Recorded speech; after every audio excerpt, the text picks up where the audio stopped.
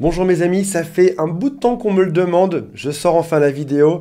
On va voir la différence aujourd'hui entre des personnes qui sont bipolaires, des personnes qui sont borderline, des personnes qui sont histrioniques et des personnes qui sont pervers narcissiques. J'aurais même pu rajouter dedans les manipulateurs, les gens qui sont toxiques, les malsains, etc. Mais je pense que globalement, si on récupère dans la vidéo aujourd'hui, qu'on analyse ça ensemble, on va voir si la personne à laquelle vous pensez en regardant cette vidéo, est-ce qu'elle est bipolaire, borderline, histrionique ou pervers narcissique. Déjà, on aura fait une bonne avancée.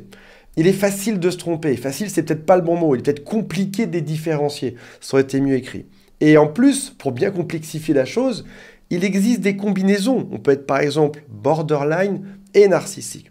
À la fin de cette vidéo, vous saurez précisément à qui vous avez affaire. Vous aurez un diagnostic clair sur la personne que vous voulez analyser. Avant de démarrer, si vous le souhaitez, abonnez-vous à la chaîne de plus en plus nombreux. Cliquez sur j'abonne, puis sur la cloche qui est juste à côté. Il y a aussi un quiz qui s'appelle est-ce que cette personne est perverse narcissique ou pas? Et j'ai mis ma formation best-seller juste en dessous en commentaire qui s'appelle prendre sa revanche sur un pervers narcissique en restant positif, bien évidemment. Alors, on va étudier tous les troubles un par un.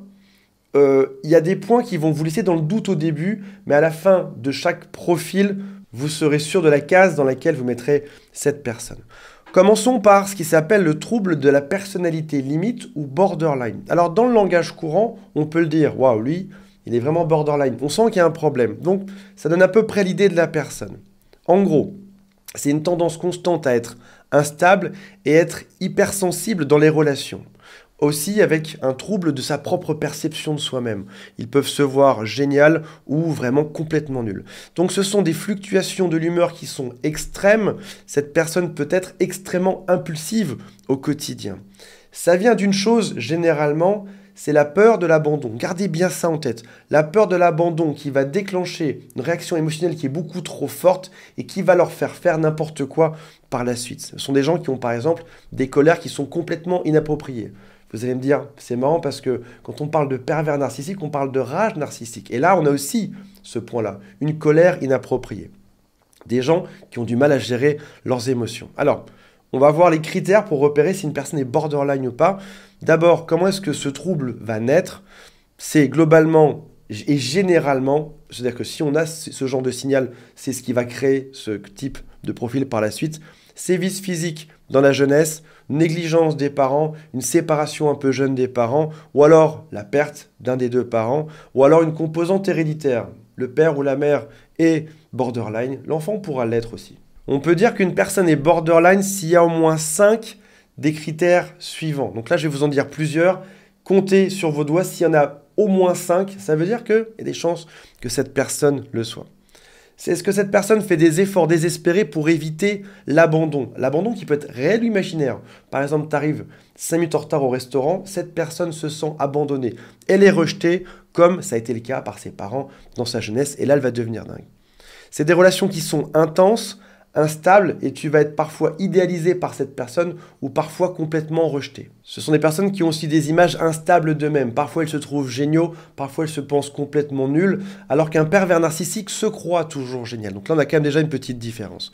Ils peuvent avoir des comportements qui sont complètement impulsifs. En fait, cette peur de l'abandon vient créer des émotions énormes et ils doivent décharger toute cette énergie en quelque chose. Et quand ils sont en crise, ça peut être, par exemple, des frénésies alimentaires, une conduite de façon imprudente ou de manière générale, des comportements qui vont être imprudents. Il y a des sautes rapides d'humeur, ils peuvent avoir des comportements, des gestes ou des menaces suicidaires. Ils peuvent avoir un sentiment persistant de vide. Et quand je parle de ces changements d'humeur, ça dure généralement quelques heures et non pas quelques jours. Il peut y avoir aussi de la paranoïa ou des symptômes dissociatifs. Ils ne pensent plus vraiment vivre la vie dans laquelle ils sont aujourd'hui. Tout ceci déclenché à cause du stress de l'abandon. Est-ce que vous avez compté plus de 5 points pour votre partenaire ou la personne à qui vous pensez? Mettez-moi ça en commentaire. Ce profil borderline est très confondu avec bipolaire également. On peut aussi dire dans le langage courant, cette personne est bipolaire. Un jour elle est super heureuse, un jour elle est super triste. En résumé, ce sont des gens qui auront des phases dans lesquelles ils vont être très heureux, tout se passe bien, puis va s'alterner des épisodes qui sont maniaques et ou dépressifs. Alors avec généralement l'un des deux qui est plus accentué. La personne sera normale puis très maniaque et un petit peu dépressive, ou alors normale puis dépressive et un tout petit peu maniaque en général. On peut aussi observer beaucoup moins de sommeil pendant quelques jours avec une gigantesque énergie. On voit comme ces personnes qui sont euphoriques. D'où est-ce que ça vient? Je vous préviens, on n'en sait rien. Ça pourrait être l'hérédité. Ça pourrait être aussi un problème avec les neurotransmetteurs ou alors des facteurs de la société. Et généralement, ces gens sont traités avec ce qui s'appelle des stabilisateurs d'humeur. Tu prends un petit cachet le matin et ça arrive à régler le tout. Alors, on va voir les différents types d'épisodes par lesquels ils vont passer.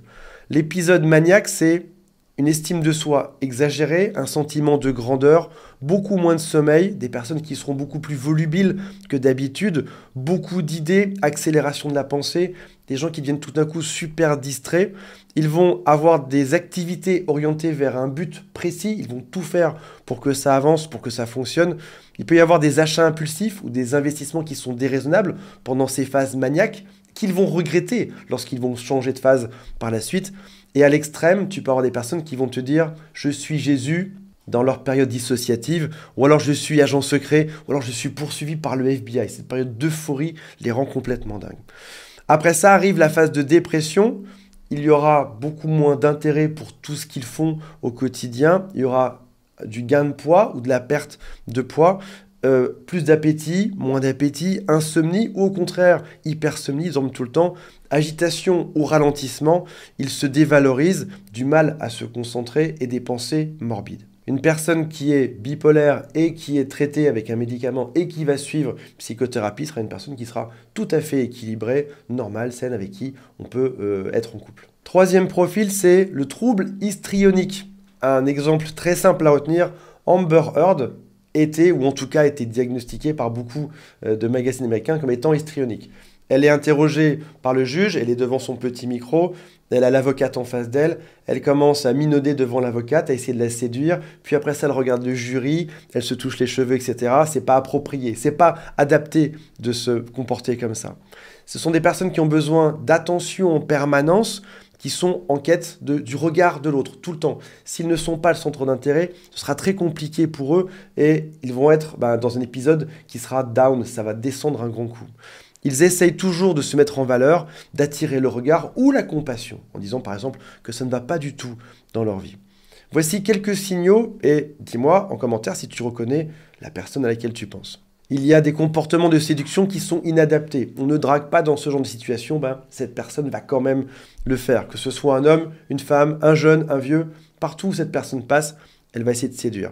On remarque que c'est un trouble qui touche plutôt les femmes.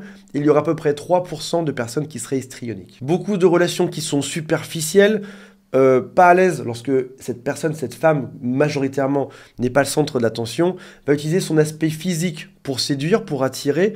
Elle va aussi utiliser ceci pour manipuler l'autre.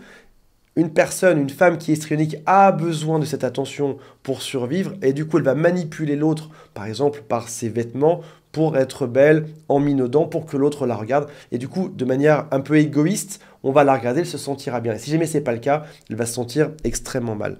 Si jamais ça ne fonctionne pas, on va arriver dans la dramatisation.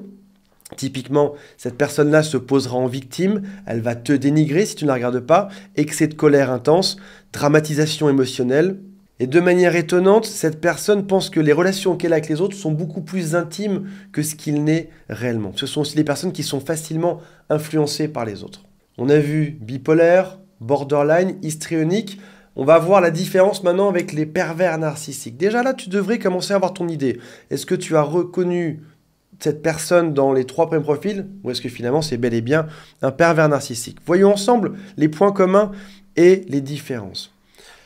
Si jamais un borderline te dit « tu ne m'aimes pas », si vous avez bien compris son profil, ou alors « tu vas me tromper » ou « je n'ai pas confiance en toi », c'est une personne qui a extrêmement peur du rejet. Elle en a peur pour elle-même. Donc lorsqu'elle va te dire ça, elle le pensera vraiment. Maintenant, un pervers narcissique qui dit ça aura un but totalement différent. On va parler de ce qui s'appelle une identification projective. Typiquement, lorsqu'il dit « tu ne m'aimes pas », ça signifie « je ne t'aime pas ». Ou alors s'il dit « tu vas me tromper », ce qu'il veut dire c'est « je vais te tromper ». Ou alors s'il dit « je n'ai pas confiance en toi », il veut dire « je n'ai pas confiance en moi-même ». Donc, on comprend bien que ce sont les mêmes phrases, sauf que l'intention derrière est différente. Les bipolaires, en phase maniaque, peuvent aussi montrer beaucoup de traits symptomatiques du pervers narcissique, comme typiquement, on va avoir de l'hyperactivité, de l'égocentrisme, du manque d'empathie. Ils ont besoin de tout contrôler dans une espèce de grande phase d'euphorie. À la différence que lorsqu'un bipolaire va sortir de sa crise, il va redevenir lucide, ce qui n'est pas le cas d'un pervers narcissique. Un pervers narcissique va être égocentrique, sans empathie, tout contrôler, à vie, de manière froide, il sera tout le temps comme ça. Parlons maintenant des signes de dépression.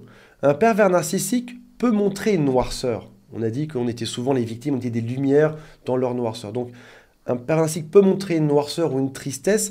En réalité, c'est juste lorsqu'il est confronté au fossé qu'il y a entre ce qu'il a voulu faire croire et l'échec de sa vie réelle. À ce moment-là, il tombe très bas psychologiquement. Il essaye de faire croire quelque chose à tout le monde et ça ne fonctionne pas. Il réalise que sa vie est complètement misérable. Donc là, il va être triste, à la différence qu'un pervers narcissique, s'il a un compliment dans cette phase de tristesse, son moral remonte un grand coup. Il a juste fait un cinéma pour qu'on l'admire.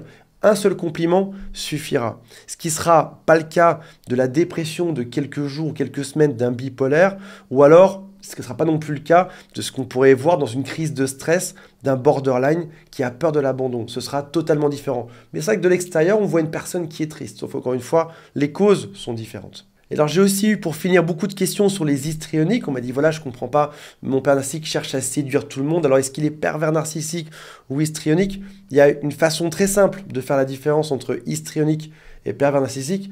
Un histrionique cherche à séduire, mais pendant le couple, il va pas chercher à te détruire de manière générale. Si jamais tu l'admires, tu le regardes, il sera ou elle sera très heureuse. Il va pas chercher à t'enfoncer, à te critiquer en permanence. Là où le pervers narcissique où la perverse narcissique peut aller séduire ailleurs, mais en parallèle qu'il va séduire ailleurs, il va te détruire même si tu l'admires. Voilà mes amis, c'est un condensé aujourd'hui, on a vu beaucoup de choses, n'hésitez pas à regarder la vidéo sur les passages qui vous intéressent ou si vous avez eu un doute. Mettez-moi en commentaire si vous avez réussi à faire un diagnostic et quel est celui que vous allez poser sur cette personne-là. Je rappelle que cette vidéo n'a pas valeur à être celle d'un psychologue, ni médical, ni une référence. C'est juste voilà, des choses qui permettent globalement, c'est les points qu'on retrouve dans les manuels pour différencier ces différents types de profils. Si jamais il y a un doute, allez consulter un expert à ce sujet. Je vous rappelle aussi que j'ai mis la formation qui s'appelle « Comment se venger d'un pervers narcissique » juste en dessous. Salut à tous, bye.